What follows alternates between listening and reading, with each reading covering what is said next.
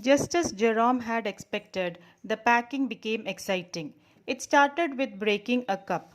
Then Harris packed the strawberry jam on top of tomato and squashed it. And they had to pick out the tomato with a spoon. Next, George stepped on butter, but Jerome remained silent. His silence irritated them. It made them nervous, and so they began to create confusion by placing eatables like pies at the bottom of the basket and kept heavier things on them, which smashed the pies.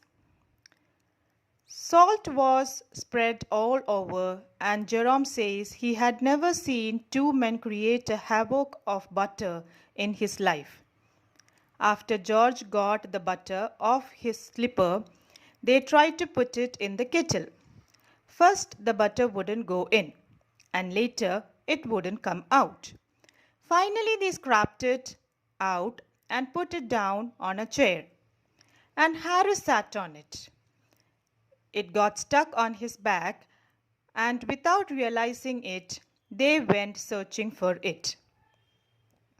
George took an oath of truthfulness and said that he was sure he had put the butter on the chair.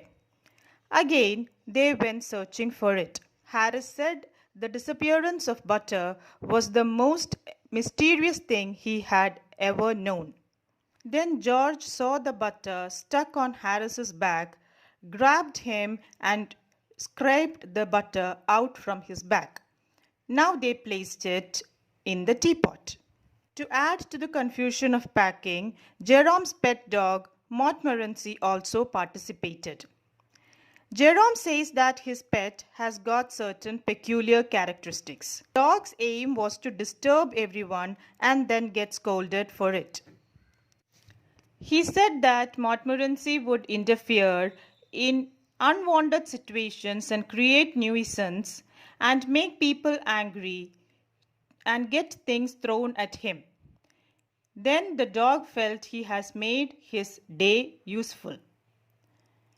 Montmorency felt it as a great achievement and a matter of self-pride to have somebody shout at him at least for an hour for making them stumble over him. So here also Montmorency was creating trouble. He sat on things just as they were to be packed.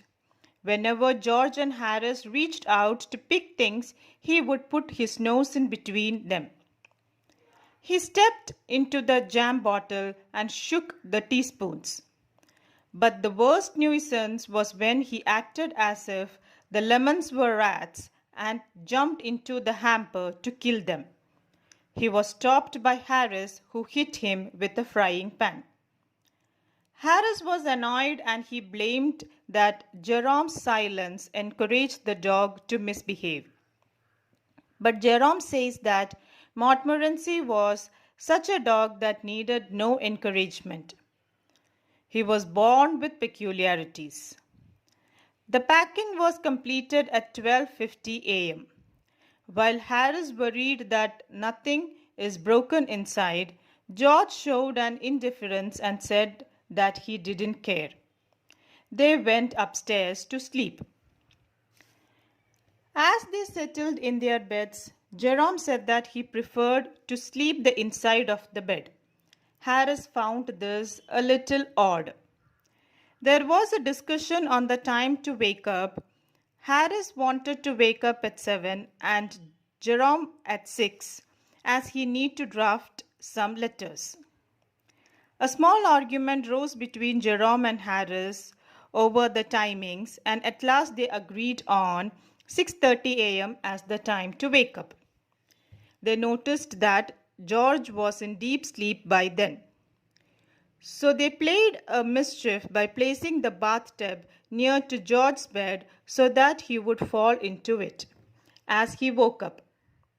Then they too went to bed. Today we are concluding with this. Read your textbook and mark all the important points. Notes are given, write it down, and test paper also should be attempted by everyone. So till we meet again in our next class, stay safe and be happy.